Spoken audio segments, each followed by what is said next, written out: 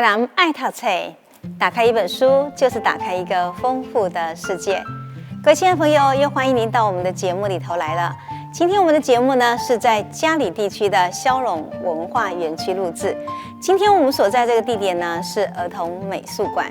因为呢我们的主题主要谈到的是亲子阅读。那么在这样的亲子阅读上下集里头，我们介绍的是在嘉里地区一个非常特别的阅读工作坊的读书会。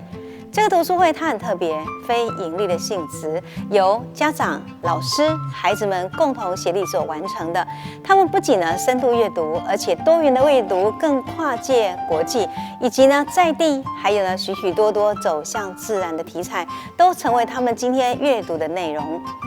努力的这10几年来，其实成就了非常好的气象。今天呢，我们在下集中邀请到另外2位长期参与这个工作的老师。第一位是陈春莲老师，她是嘉里国小的主任，也是2个孩子的妈妈。春莲你好。老师好，各位观众大家好。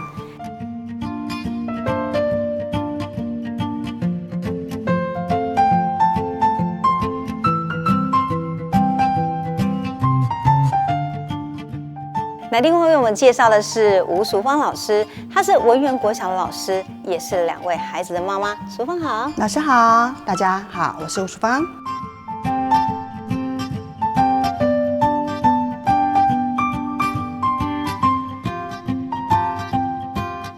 那其实呢，我在2012年一直到现在为止，我们有好多次的机会邀请到了家里的工作坊阅读的这群小孩子呢，一起参与许多的艺文活动。我真的只能这样讲哦，真的有大将之风。还有呢，你发现这些孩子呢，充分显现了自治、自律、自动，而且呢自在的感觉，让你觉得这个阅读工作坊几年的成果是成功的。所以老师，我先恭喜你们，你们是其中的一个成员，也是推动的主要的大力的这些老师跟家长们。想问一下春莲哈，当时怎么会想到要去加入这样的一个团体啊？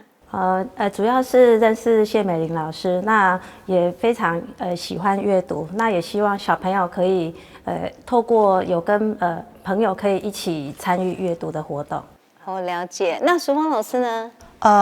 我的小孩啊，有幸能加入这个阅读工作坊啊，是3生有幸。其实呢，我很早在还没有回来家里住的时候，就有耳闻到我们家里正有这么一个很好的团体，然后一心一意想要让孩子有这个机会可以加入当中。那我们也在当下排队排很久，因为它是有人数控管的，了解，所以就是控管品质的关系。对，所以在非常的一个积极的状况下，我们有幸终于参加了。所以呢，我也很有幸啊，能请到了几位老师，包括我们上一集请到的美玲老师啊，还有这个傅轩老师呢，都给我们很好的建议。我想请问一下淑芳老师，其实呢，在亲子共读中，我觉得认识自己的家乡，认识自己的土地，我觉得这种是非常重要的。所以呢，在你们今天呢，你以你的立场，你是个老师，又是一个家长，然后你觉得我们今天以一个乡土阅读，让孩子1世代小孩能够去从这个角度去读，有它的重要性，还有影响力，你觉得这是很重要的吗？当然很重要。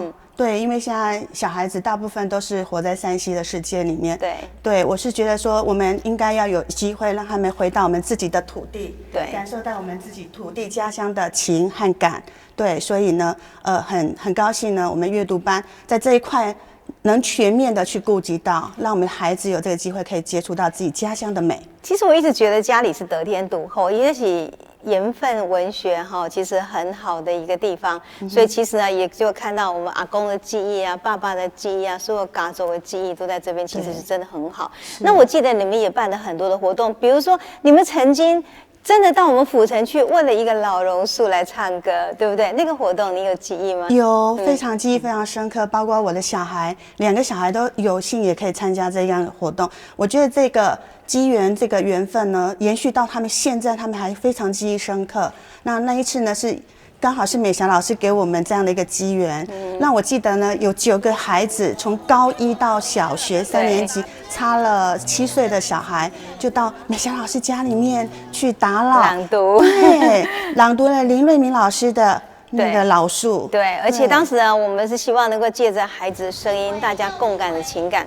让那棵130多年的老榕树听到，其实我们很怀念。我觉得当时是一个最重要的生命教育，对不对？对。其实像这样的生命教育，我相信放在乡土里头做事真的是很好。我也知道春田老师，其实你也曾经带过孩子去我们一个历史现场的义载京城，对不对？也做过活动。是，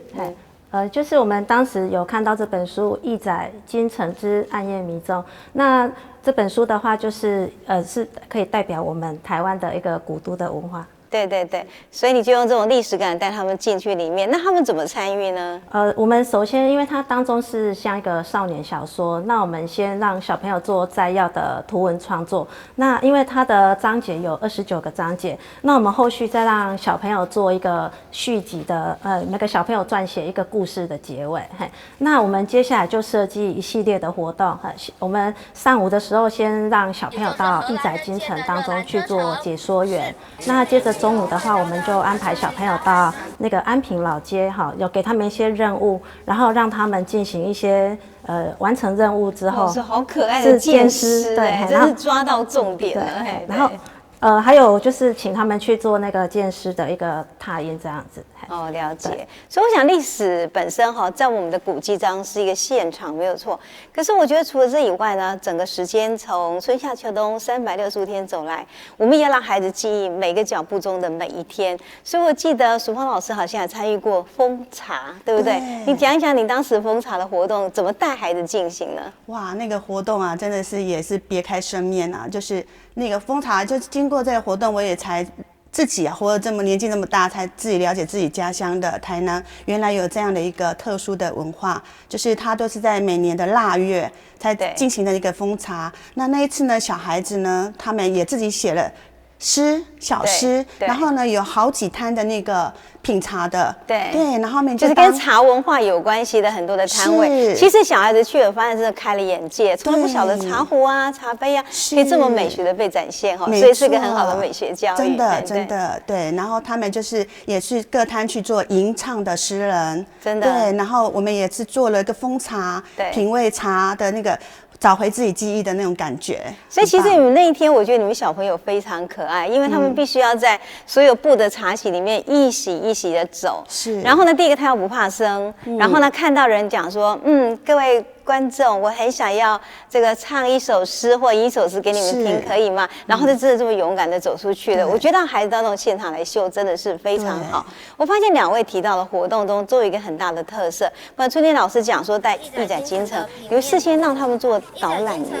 那也是他们事先做功课了，是对，他们必须要先累积了素材才去那个现场，对不对？所以这点很棒，让小孩子呢，其实我不是一无所有走进去，我走进义载京城的现场，我就已经是一个其实我具备资料的人。然后呢，你们的封茶小朋友更了不起了，他来了，他其实也会白令喽，然后也会吟诗喽，所以感觉真的很好。那小孩子回来之后有什么感想啊？我的小孩子，用我自己的小孩来讲，这个活动对他来讲呢，就是非常逗留非常久的一个记忆，所以呢，他回来也自己画了很多的东西，包括刚刚我跟大家分享的那个孔庙的老树，这个对他影响也都非常大。他回来自己也画了1幅画，然后参加美展也得奖。然后呢，对他现在很多那个写作题材，他都会跟我分享说，他都对这个题材呢非常印象深刻，都成为他写作的。其实我就想是这样，我们老师跟家长们有时候是提供孩子在成长的过程中一扇一扇的风景。是。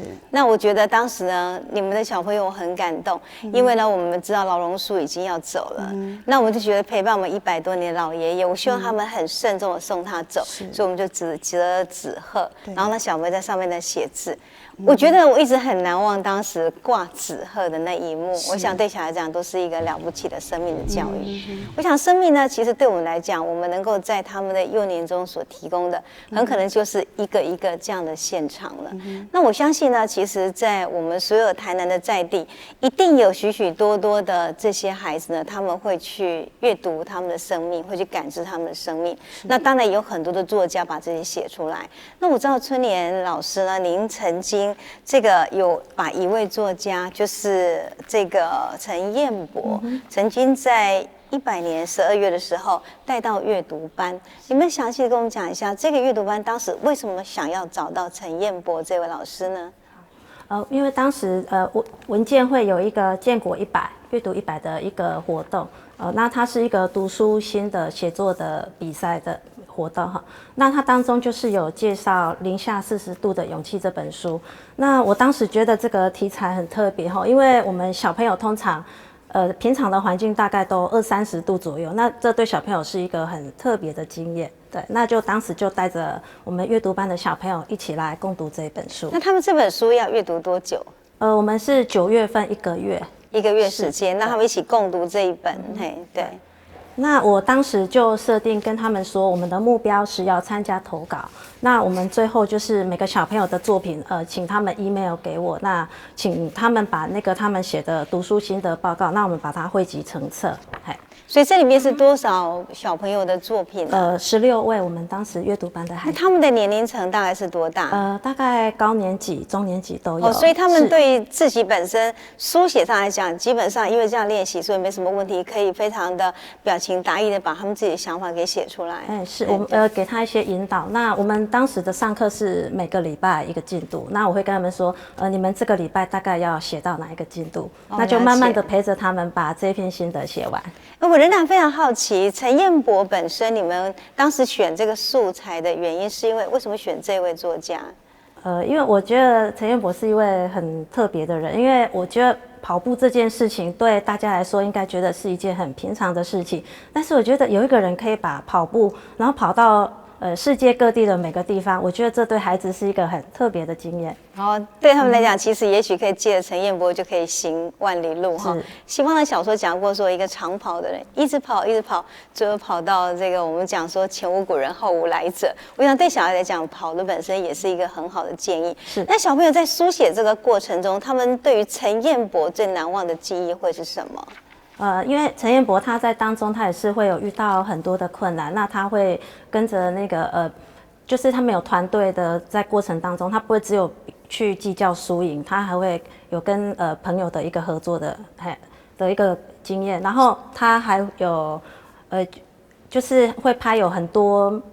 一些世界各地美丽的风景，这个小朋友。所以你想做一个陈彦博，也可以让我们看到第一个团体共同协力，对不对？所以尤其是我们现在在课纲里面非常要求小孩一个素养，就是你有办法自己自动自发，还有你有没有办法帮助别人，然后大家共好，那对我们来讲是很好。那陈彦博呢，他脚步所到之地又是一个很好的世界观，可以把孩子带出去，这真的很特别哦。所以小孩子用了多少时间去完成这样的一个整个阅读陈彦博的过程？大概9月份的话，小朋友就是心得的部分都完成。那因为我们就觉得，彦博他是在台湾的一位的一位运动家，那我们想说，是不是有机会可以邀请他来家里去跟我们演讲？那就是可以给小朋友一个震撼这样子。Surprise. 对，那也是很高兴，就是彦博他当时就有答应我们，所以他大概在12月的时候就到家里去来演讲。小朋友一定高兴的不得了，因为我一直觉得嘉义地区一直给我觉得蛮了不起。你不要看是台南的一个比较，我们讲说旧台南县的一个乡镇，可是它有一个蛮大的世界能量。我甚至都知道你们那里呢，还有一个这个诊所，田医师的诊所上面还有那个世界级的钢琴哈，所以全世界的。我觉得有分量的音乐家都可以来，孩子就可以看到一个很大很不同的格局，所以陈彦博大概代表这个意义了哈。那我知道，其实呢，淑芳老师您也曾经介绍过当地的作家是陈兆仪，那为什么想到我们介绍这位老师呢？能跟兆仪老师做上连结是一个非常奇妙的一个缘分。就是那一阵子呢，我看到新闻啊，他刚出了一本书叫《真相拼图》，然后有上了新闻，因为《真相拼图》里面有一些不雅的词句，对台北市的某一些家长来讲，他们觉得他不能接受这样的词句出现在书里面，让孩子来做阅读。而且这个《真相拼图》当下还被台北市的教育局获选为一个优良的读物。但是呢，又因为这个不雅的词句，所以我就很好奇，我就买来看一下。它有很大的冲突感。对，是。但是我看完之后，我非常的感动，因为我看到不一样的面向，所以呢，我就决定要把这本书带到我的阅读班，跟我的孩子一起共享。你所谓的不一样的面向是，你觉得那个语言本身给你的很大的震撼吗？我觉得那是一个很真实的呈现，但是它是应该要是孩子去看背后的一个成长的背景，孩子的心灵上的一个冲突感是怎么形成的。你有没有第一个想到麦田捕手？对，感觉是这样。但是麦田捕手它确实，它不是一个青春的挽歌，它可能是青春的一朵花开的过程中，其实很大的奔放。但是我们要用理解心去看它这样奔放的感觉，对不对？那您把陈兆仪怎么样带进我们这个读书会呢？后来就是我们就是跟他连接上了网络，真的是很无界，所以就跟他连上当了好朋友。那他决定也要来到家里这边跟我们的孩子一起共享他的一些想法，所以呢，他也到了学甲，因为他是学甲人哦，原来对，然后所以他就带我们到学甲去走读他写真相拼图的所有的场景，他的小时候的记忆所有的场景，他带我们走一遭。然后呢，也像一个那个大哥哥一样，对我来讲是大哥在讲他的故事，因为他是我们这边北门高中毕业的孩子，他也跟我们分享说，其实启蒙他。当一个作家，一开始是因为他的爷爷在嘉兴国小当老师，那他没有什么样的生活乐趣，他就是窝在教室里面一直翻那些报纸书报，就是激起了他很多的想法，还有想象的天地，还有写作的能量，所以他把这些呢也分享了给孩子。我觉得老师做一件很了不起的事情，就对我们孩子来讲，你拿起一个作者，可作者生活场景远在天边，也感动力没有这么大。可是陈兆仪确实就在你家附近，对，所以那个走读对他来讲，那个记忆呢，其实非常的深刻。那你们在这个过程中，其实也用了亲子共读，对不对？所以亲子共读呢，其实在踏访你对现在的文学来讲，还有现在孩子的生活态度来讲，你觉得它有什么重要性？影响有多大呢？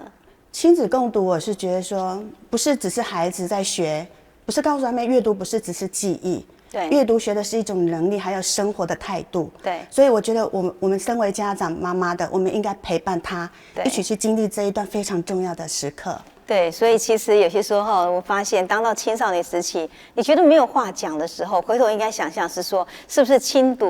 子共读的经验也许是减少了。所以如果能够在孩子的小时候学会跟他共同做一件事情，共同走一段路，共同完成一个作品，我相信亲子共读本身绝对可以让我们找到一个世代中跨世代的一个很好的话题。那我们也知道，其实呢，当美丽的诗句呢跟我们今天在地的环境的瑰宝呢，在孩子的心田产生一个相遇的时候，老师觉得我用美丽的想象，那小孩子那种非常朴素的心田中，你觉得会种下什么呀？是一个良善的种子，是一个爱自己土地的种子，是一颗愿意去分享的种子。了解。所以呢，其实如果这样的话，照我们这样讲，你不管是介绍一个在地作家，或者我们讲介绍一个在地的场景，或像是我们今天春念老师带他们去看看义载京城，整个历史上的连线交错成一个时空，然后对孩子来讲，所提供一个最好的礼物盒，就是你是活在这个土地上，师土师民，你有很深的情分就对了。对，我觉得你们非常用心，让人很感动。但我还是要问一问哈，春念老师，我们今天在这个读书会已经这么久了，你有没有比较特别的想法或心得呢？我觉得阅读班是一个很特别的一个团体哈。对。那我觉得在这个团体当中，孩子都好像会能够展现自己的一个能力，一个自发互动共好的一个团体哈。那孩子之间他们彼此就会有合作关系，对。那也对于老师给予的任务，他们都会努力的达成。那我就发现，其实您刚刚有提到一点，说你在义载京城的时候，要小孩去当解说员。那这个解说员是老师会促成他们，或者是小孩子会自己自发去把它完成？我们就是请他们在义载京城的某一些重要的部分，然后去分组去做一个准备这样子。那就是像如果我们有家长在他经过那几个景点的时候，他们要去做介绍。哦，所以家长的本身也担任第一个考核员，对，第二个他可能也是个参与者，第三个我可能当路人甲。我觉得那种感觉真的很有趣。所以你们这个家长了不起，你们扮演各种角色哈，真是一个多变天使哈。不过是小朋友心中真的很棒的一个天使。那我想请问一下哈，淑芳老师，就说您在这样参与过程中，而且您又是一个国小老师嘛，我是觉得您感触很多哈，因为你刚刚讲到一段话，我就觉得很感动，是说让小孩子呢能够在他的心里面把那诗句呢种下心田，他必然有很美好的丰收展现在眼前。那参加了读书会这么久，您的感想是什么呢？我的感想，我就觉得不做不会怎么样，但是做了一定会不一样。您可以举个例子来跟我们说说看。我觉得，当然参加这个阅读班，不要说没有压力。压力真的很大，尤其我们是属于非盈利的，所以我们必须大家轮流去带孩子去体验不一样的一个阅读的面向。所以呢，当轮流到我们的时候，我们必须要缴很多的心思，然后去思考我们要为孩子带来什么。所以对我们来讲，也是一种很重要的成长。对，所以对家长来讲，其实经历这样历程之后，行政也会了，总务也会了，那打杂的妈妈也会了，然后我们讲管家婆的也可以了，所以我觉得对妈妈来讲也是多元妈妈的能量。我还要问一个问题，可能是一个 surprise 的，突然间问到的各位是，我今天在所有读到你们这么多年来邀请的所有讲师，您刚刚讲到陈兆仪，您刚刚也讲到了另外一位呢，虚实呢其实非常重量级的一个陈彦博。他们为什么答应来呀？你觉得对我们来说，因为您知道吗？你们邀请到几乎都大咖，我印象都记得。阿贵不是给你们剪纸剪很久吗？我就跟阿贵说，阿贵的剪的纸可是世界级的啊，连我们知道呢，那个苹果101都要请他去剪了。可是阿贵呢，好高兴的来参与你们的活动。您觉得你们是什么原因？一句话告诉我，怎么可以让这些重量级的大咖都愿意来？我觉得是我们的热情有让像陈彦博有感动，所以他会愿意来家里去。对，我想热情的。那淑芬老师呢？我觉得像如果我们跟兆仪老师联络上，是因为我们的那个动力，还有我们想要找回那个家乡的情感的那一份，让兆仪老师也感动了，想要回到家乡来分享。所以也就因为这样故呢，凡是今天这个你们这样一出手，没有人敢抵挡，是。但是也因为这样缘故呢，你知道，因为许多人这样热情的参与，使得我们家里呢阅读工作坊的读书会，它其实呢就真的难以想象的广博，而且呢难以想象的多元，也让孩子呢非常非常深度呢就能够达到这样的学习。所以我想呢，这个读书会的本身它是一个无心插柳柳成荫，因为呢早期的时候呢，那么远的孩子必须要从这里呢去到台南市。然后呢，台南市老师也没有很多的心力可以下来，今天我们所谓的偏远地区来做这样的教学，所以妈妈就这样想，既然如此，那不如我们就自己来吧。因为自己来，妈妈成为一个最好的老师。所以呢，在这次呢，我们美玲老师也针对我们这次的讲座推荐了一本书，说妈妈是最初的老师，没有错。我们推动摇篮的手。阅读要从妈妈开始，你可能是一个最好的作文老师，然后呢，你可能是最好的一个演讲老师，你也可能是最好的牵着他的小手带他出去览阅世界的，其实最好的导览员。所以也就因为这样缘故呢，我相信走了这么久以来，这么长的一段历程中，美玲老师也付出了很多，她一定有很多的期许，也有很多的想象。我们来看一看下面这一段美玲老师所说的话吧。阅读是一辈子的事情，充满无限的可能。家里这一座阅读大花园，10多年来耕耘着一份书香与书情。家长如同大太阳底下工作的农人，挥汗工作，辛勤耕耘，为孩子萌生爱，植下一颗颗种子，让一辈子的阅读事宜扎下根苗，进驻心魂。那这小小的阅读种子，好比点燃了爱的火星塞，启动孩子自己再发现、再感动，并且乐在其中。认识知识的风华，明白文字的力量。于是这一颗小小的种子，悄悄地深植于孩子们的心田里。从此透过各种面向，他们看见的、领略的、倾听的、知晓的、探索的、苦思的，都能逐渐成为生命的一部分。然后记得现在自己的模样，成为自己想要成为的样子。10多年来，亲子播种，共读共乐。家里这一座阅读大花园，在家长与孩子们的努力耕耘下，因为不断起飞，花花世界更美丽，也更精彩。孩子们成长精进着，书香抒情持续陪伴着。谢谢花园里面的每一位，谢谢曾经引领飞翔的作家朋友们，所有认识或不认识我们的，却默默支持协助的好朋友跟学校单位。这一份良善跟美好，阅读会永远放在心里头，因为大家一起阅读这一片人间好风景。这就是美妮老师以及所有阅读工作坊读书会的妈妈及老师们的期待了。我记得阿根廷的模范写实作家波赫士曾经写过这样的一首诗，他是这样讲的：如果一个人在睡梦中穿越天堂，别人给了他一朵花，作为他到过那里的证明，而他醒来时发现那朵花在他手中，那么他会怎么样呢？我相信马蒂斯说过的一句话：